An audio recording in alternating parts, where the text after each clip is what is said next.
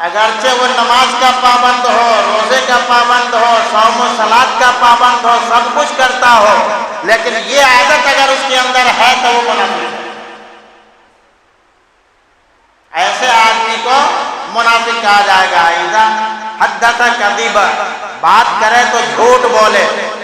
اذا وعد اخلف، وعدہ کرے تو وعدہ خلافی کرے، وعدہ پورا نہ کرے۔ اذا اؤتمن خان، جب اس کے پاس کوئی امانت رکھی جائے تو امانت میں خیانت کرے۔ اور آگے ایک جگہ ایک روایت میں اور آیا ہے اذا اختصم فجر، جب کسی سے جھگڑا ہو تو گالی بولے۔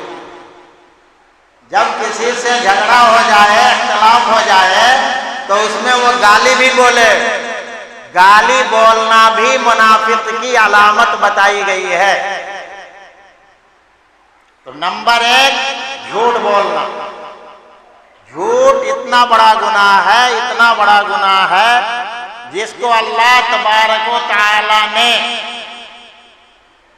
جس گناہ کے بارے میں یہ فرمایا ان اللہ لا یغفر ان یشرک بہ ویغفر ما دون ذلک لمن یشاء، اللہ تعالیٰ شرک کو کبھی معاف نہیں کرے گا۔ شرک کے علاوہ کتنا بڑا بھی گناہ کر لے آدمی، اللہ سے معافی چاہے تو معاف کر سکتا ہے۔ اور جھوٹ کو شرک پر عطف کر کے، شرک کے ساتھ جوڑ کر کے اللہ نے بیان کیا ہے قرآن کریم کے اندر۔ فرمایا فاجتنبوا الرجس من الاوثان واجتنبوا قول الزور،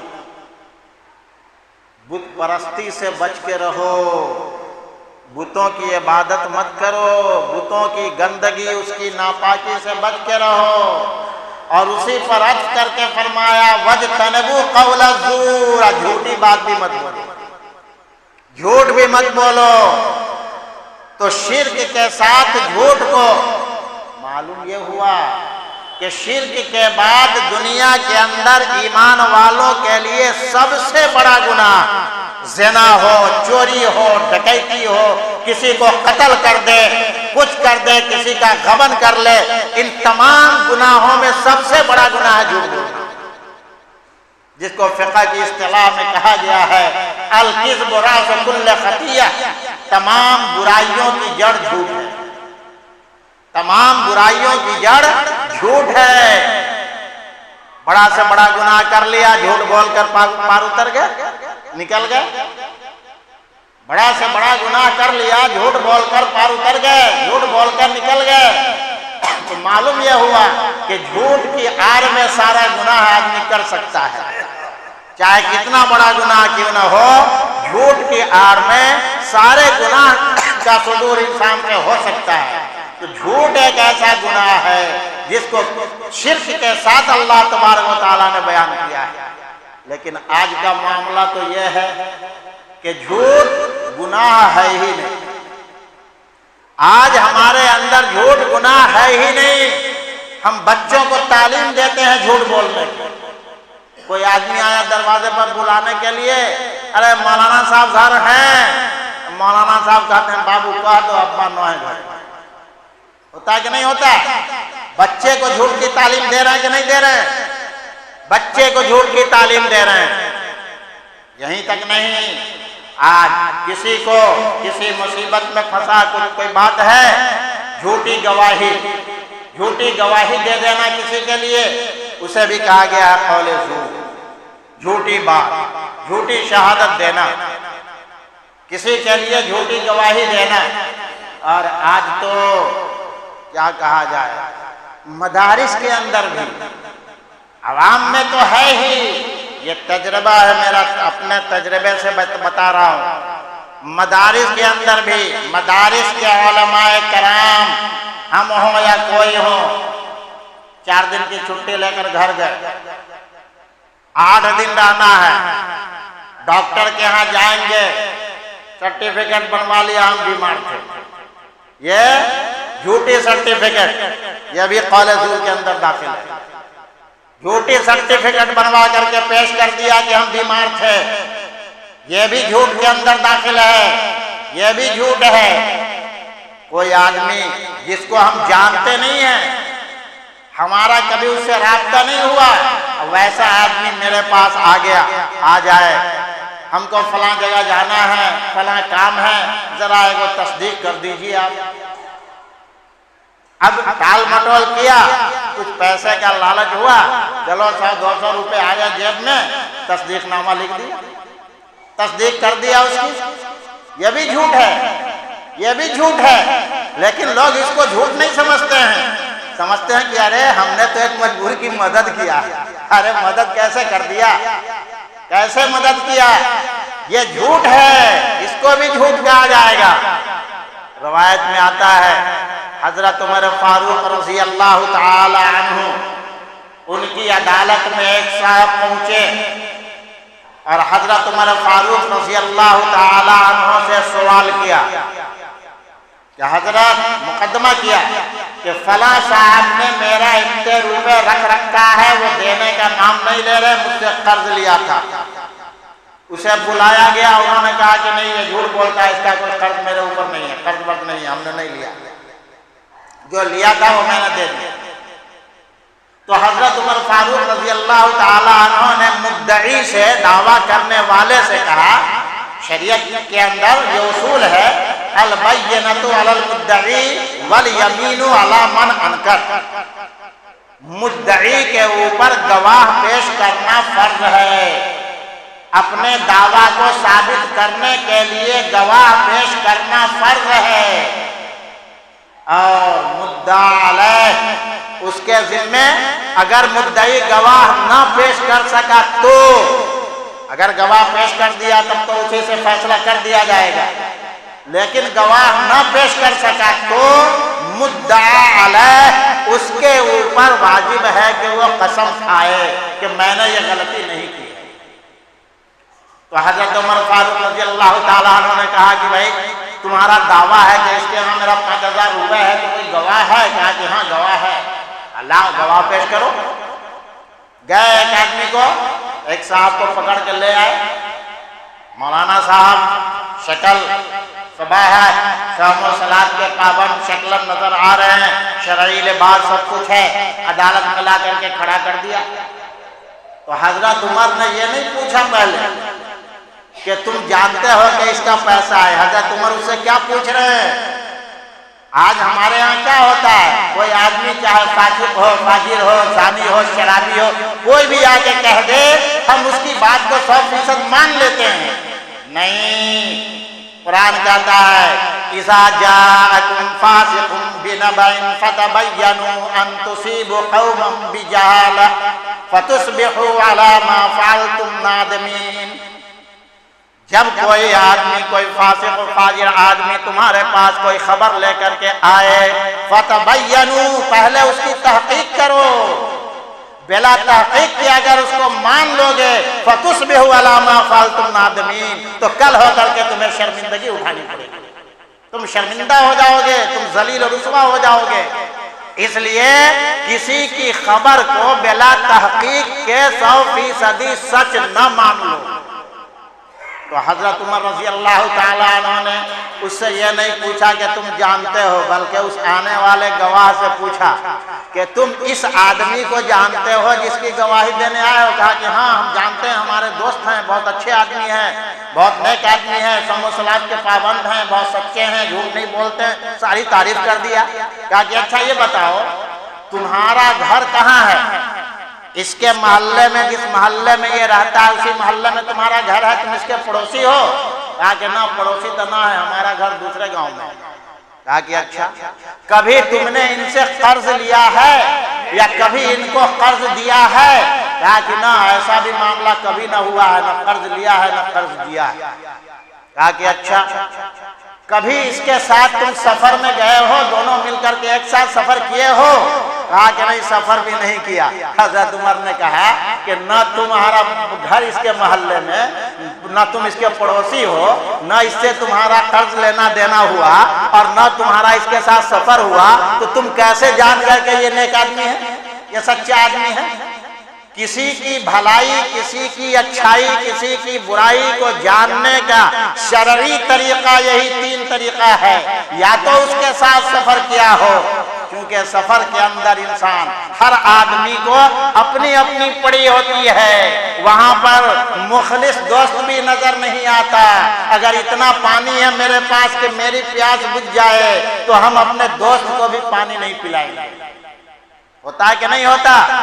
اسی طریقے سے پڑوس میں رہنے والا دوسرے پڑوسی سے مامون ہے تو سمجھ میں آئے گا کہ یہ آدمی اچھا ہے۔ اسی طریقے سے لین دین، معاملے کا لین دین ہوا، لیا 10 روپے قرض لیا، وعدہ کیا 1 ہفتے میں دینا، 1 ہفتے میں واپس کر دیا، 1 ہفتے میں واپس کر دیا، 1 ماہ میں دینا، 1 ماہ میں واپس کر دیا، چاہے جیسے بھی وہ انتظام کر کے دے۔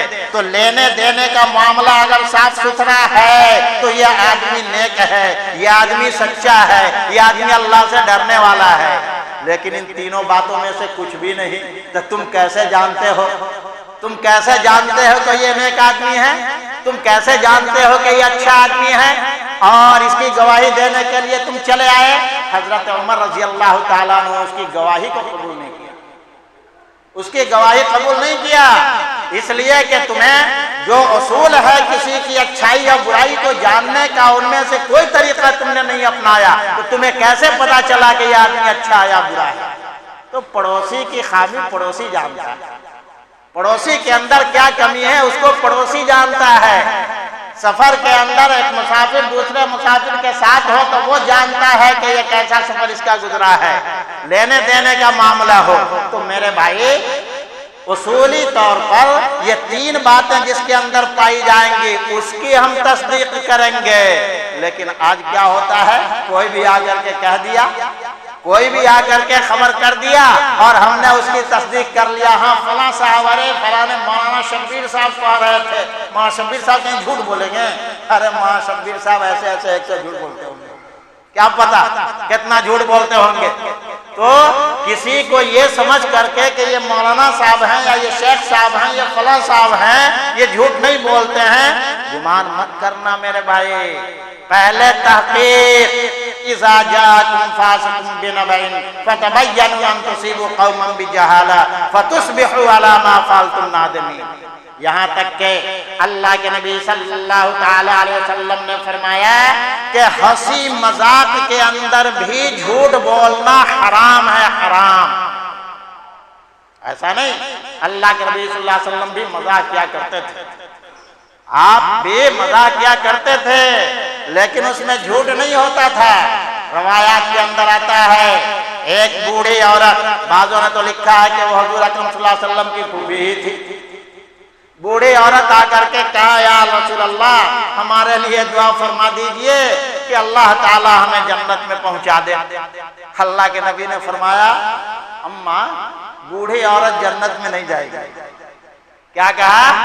بوڑھی عورت جنت میں نہیں جائے گی. اب وہ بڑھیا بیٹھ کر رونے لگی کہ اتنا سارا کام کیا اللہ نے، اتنی عمر کیوں دے دیا ہم کو کہ ہم جنت میں نہیں جائیں گے. اس کے بعد اللہ کے نبی نے فرمایا کہ ہاں سن لو، جنت میں جائے گی عورت، کوئی عورت بوڑھی ہونے کی حالت میں نہیں جائے گی. جنت میں جس وقت بھیجا جائے گا وہ جوان ہو کر کے جنت میں جائے گی. بوڑھی عورت جنت میں نہیں جائے گی. تو مزاح تو ہوا لیکن حقیقت، جھوٹ نہیں ہے اس کے اندر. اللہ کے نبی جھوٹ نہیں بولے، یہ بات سچی تھی کہ بوڑھی نہیں جائے گی، لیکن بوڑھی کو جوان کر کے بھیجا جائے گا. پہلے مطلق کہہ دیا. حضرت ابوبکر صدیق رضی اللہ تعالیٰ عنہ کا واقعہ آتا ہے. جھوٹ سے ہم کیسے بچیں، سمجھا، بچنے کے طریقے اس کو بتایا گیا. حضرت ابوبکر صدیق رضی اللہ تعالیٰ عنہ جس وقت مکے سے ہجرت کر کے مدینہ تشریف لے جا رہے تھے، اللہ کے نبی صلی اللہ علیہ وسلم اور حضرت ابوبکر صدیق رضی اللہ تعالیٰ عنہ دونوں ساتھ ہیں. مکے والے کو خبر ہوئی کہ محمد مکہ چھوڑ کر بھاگ گیا یہاں سے. مکے کے سرداروں نے چاروں جانب اپنے کارندے کو بھیج دیا، کہا کہ ہر طرف تلاش کرو، جہاں بھی محمد مل جائے اسے پکڑ کے لے آؤ. جو آدمی اس کو پکڑ کے لے آئے گا اسے 100 اونٹ انعام دیا جائے گا. کتنا دیا جائے گا؟ 100 اونٹ انعام. اور 100 اونٹ انعام کی لالچ میں کون نہ دوڑے گا؟ ہر طرف لوگ دوڑ پڑے، ہر طرف لوگ دوڑ پڑے. اس جانب بھی آ گیا جدھر آپ کا سفر ہو رہا تھا. ایک آدمی پہنچا جو حضرت ابوبکر صدیق رضی اللہ تعالیٰ عنہ کو تو پہچانتا تھا، اللہ کے نبی صلی اللہ علیہ وسلم کو نہیں پہچانتا تھا. حضرت ابوبکر صدیق کے پاس پہنچا اور ان سے پوچھا کہ اے ابوبکر یہ آدمی کون ہے جو تمہارے ساتھ جا رہا ہے؟ حضرت ابوبکر رضی اللہ تعالیٰ عنہ اگر سچ بول دیتے کہ یہ ہمارے نبی ہیں تو آپ کی جان کا خطرہ تھا، اور اگر سچ نہ بولتے تو جھوٹ بولنا حرام. تو آپ دونوں سے بچیں کیسے؟ جھوٹ بھی نہ ہو اور آپ کی جان بھی بچ جائے. حضرت ابوبکر صدیق رضی اللہ تعالیٰ عنہ نے فرمایا، ھذا الرجل یہدینی السبیل، یہ وہ آدمی ہے جو مجھے راستہ دکھاتا ہے. اب سننے والے نے تو سمجھا کہ دنیا کا راستہ دکھاتا ہے، اور حضرت ابوبکر صدیق رضی اللہ تعالیٰ عنہ نے یہ اپنے دل میں لیا کہ ہم کو یہ دین کا راستہ دکھاتا ہے، یہ جنت کا راستہ دکھاتا ہے، جنت کی راہیں ہم کو دکھاتے ہیں. جھوٹ نہیں نا، سچ ہے. وہ جنت کا راستہ دکھانے والے ہیں، دین کا راستہ دکھانے والے ہیں. وہ سمجھنے والے کی سمجھتی، انہوں نے سمجھا کہ دنیا کا راستہ دکھانے والے ہیں. جھوٹ سے بچ گئے، جان بھی بچ گئی، اور جھوٹ بھی نہیں ہوا، جھوٹ سے بھی بچ گئے. دونوں باتیں سامنے آئی. تو میرے بھائی اگر ایسا موقع آئے، ایسی ضرورت پیش آئے تو ہم ایسے جملے استعمال کریں کہ جو جھوٹ بھی نہ ہو اور ہم اپنی مصیبت سے بچ بھی جائیں، ہم مصیبت میں پھنسے بھی نہیں، اس لیے کہ جھوٹ یہ سب سے بڑا گناہ ہے، اور جھوٹ بولنے والے کو صراحتاً اللہ کے نبی صلی اللہ تعالی وسلم نے فرمایا کہ یہ منافق کی علامت ہے۔ اور منافق کے لیے کیا کہا قرآن کریم نے؟ ان المنافقین فی الدرک الاسفل من النار، منافق جہنم کا 7 طبقہ ہے، 7 درجہ ہے۔ اللہ فرماتے ہیں ان المنافقین فی الدرک الاسفل من النار، منافق جہنم کے سب سے نچلے درجے میں ہوگا، سب سے نچلے درجے میں منافق کو جہنم کے اندر ڈالا جائے گا۔ جو سب سے خطرناک جگہ ہوگی وہاں منافقوں کا ٹھکانہ ہوگا۔ غور کر لے میرے بھائی، ایک اپنی چھوٹی سی لالچ کے لیے، دنیا کی جاہ کے لیے، دنیا کی عزت کے لیے، کہیں تھوڑے ناجائز مال حاصل کرنے کے لیے کسی کو دھوکہ دے کر کے، جھوٹ بول کر کے، اور ہم اپنے آپ کو منافقوں کی صف میں داخل کر لیتے ہیں۔ اللہ واسطے جھوٹ بولنے سے بچیں۔ جھوٹ بول کر اگر ہم نے کوئی کمائی حاصل کی، جیسے تاجروں کا، تاجر لوگ بھی ہیں یہاں پر بہت سے موجود، تاجروں کا طریقہ خاص کر میں کپڑا وغیرہ یا اور بھی کوئی جہاں ہوتا ہے، سمجھا، خریدنے کے لیے گئے کپڑا خریدنا ہے، بھائی کیسے میٹر ہے تو 100 روپے، بھائی 100 روپے مہنگا ہے، 80 روپے دے دو، تو اب وہ کہے گا کیا؟ ارے 80 روپے تو ہمارا خرید بھی نہیں ہے، جبکہ وہ 50 روپے کا خرید کے لائے ہوا ہے، کہے گا 80 روپے ہمارا خرید بھی نہیں ہے۔ یہ جھوٹ ہے، یہ بھی جھوٹ ہے، اور اس طرح بول کر پیسے لے لینا، کما لینا، وہ بھی پیسہ حرام ہے، اور حرام طریقے سے جو پیسہ حاصل ہوا ہو، اس سے جو بدن کے اندر گوشت بنا ہو، اس سے جو بدن کے اندر خون بنا ہو، اللہ کے نبی صلی اللہ تعالی وسلم فرماتے ہیں کہ وہ گوشت و خون جہنم کے زیادہ قریب ہے، وہ گوشت و خون جہنم کے زیادہ قریب ہے۔ تو تجارت میں بھی ہم سچی تجارت کریں، سچ بول کر کے تجارت کریں۔ ہم کو ٹھیک ہے ہمیں 1 کلو پر 10 روپے نفع لینا ہے، ہم صاف کہہ دیں گے بھائی اس سے کم میں ہم نہیں دے سکتے ہیں، لیکن ہم یہ نہیں کہیں گے کہ ہم کو اتنے میں ہم نے خریدا ہے۔ یہ پوچھ تو نہیں رہا ہے، وہ خرید ریٹ آپ سے پوچھ نہیں رہا ہے کہ آپ نے کتنے کا خریدا ہے، تو کیا ضرورت ہے اس کو خرید ریٹ بتانے کی؟ کیوں آپ نے بتایا اس کو؟ یہ بھی جھوٹ ہے، یہ بھی جائز نہیں ہے۔ اس لیے میرے بھائی وَاسْتَنِبُوا الرِّجْسَ مِنَ الْأَوْثَانِ وَاسْتَنِبُوا قَوْلَ الزُّورِ، بت پرستی سے جیسے بچنا یہ فرض ہے ہمارے اوپر، جھوٹ بولنے سے بھی بچنا ہمارے اوپر فرض ہے۔ لیکن آج جھوٹ کو گناہ سمجھا ہی نہیں جاتا ہے، جھوٹ کو گناہ سمجھا ہی نہیں جاتا ہے۔ پہلے تو یہ مشہور تھا، کہا جاتا تھا، آپ لوگوں نے بھی سنا ہوگا، ہم نے بھی سنا ہے، اگر کوئی آدمی کوئی بات کر رہا ہے، ارے یار ذرا سچ بولو، کوئی عدالت میں تھوڑے ہی کھڑے ہو، معلوم ہوا کہ جھوٹ بولنے کی جگہ عدالت ہے نا، جھوٹ بولنے کی جگہ عدالت ہے، وہاں سچ کو جھوٹ اور جھوٹ کو سچ بنا دیا جاتا ہے۔ لیکن آج ہماری ہر عدالت جھوٹ ہے، ہمارے گھر میں بھی جھوٹ ہے، ہماری مسجد میں بھی جھوٹ ہے، ہمارے مدرسے میں بھی جھوٹ ہے، ہماری تعلیم میں بھی جھوٹ ہے، ہمارے کھانے میں بھی جھوٹ ہے، ہماری تجارت میں، ہر جگہ پوری زندگی جھوٹ کے اوپر ہی ہماری زندگی کی تعمیر ہو رہی ہے اور ہماری زندگی چل رہی ہے۔ میرے بھائی یہ ہم اپنے آپ کو جہنم کا ایندھن بنا رہے ہیں، جہنم کا ایندھن بنا رہے ہیں۔ اس لیے توبہ کریں، چاہے ہماری جان چلی جائے، ہماری جان کے اوپر کیوں نہ آ جائے، لیکن ہم جھوٹ نہیں بولیں گے، ہم جھوٹ نہیں بولیں گے۔ اب تجربہ کر کے دیکھ لیں،